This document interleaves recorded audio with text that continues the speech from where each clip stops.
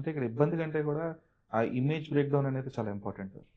Image break down ఒకటేనండి. అంటే main ఆయన ఇమేజ్‌ని దృష్టిలో పెట్టుకుంటాము. కానీ కొత్త సినిమా తీయాలి. At the same time audience ఏమో కొత్త సినిమా చూడాలనుకుంటారు. వీటిలన్నిటిని దృష్టిలో పెట్టుకుని ఒక మంచి కథ ఎయ్యాలి. లేకపోతే మనకేమవుతదంటే రొటీన్ సినిమా చేసినా సరే అంతకుముందు ప్రభాస్ గారితో ఇవి చేసామండి. ఎందుకంటే ప్రభాస్ గారు ఏ సినిమాకి ఆ సినిమా డిఫరెంట్ జోనర్ సినిమాలు చేస్తుంటారు. అంటే ఆయన జోనర్ షిఫ్ట్ అయినట్టు ఎవరు షిఫ్ట్ అవ్వరు. చాలా ఫాస్ట్గా జోనర్ షిఫ్ట్ చేస్తుంటారు. అది ఈ సినిమాలో మాత్రం చాలా ఎఫర్ట్ పెట్టారు. అది పర్ఫెక్ట్గా అది బ్లెండ్ అయింది. ఓకే.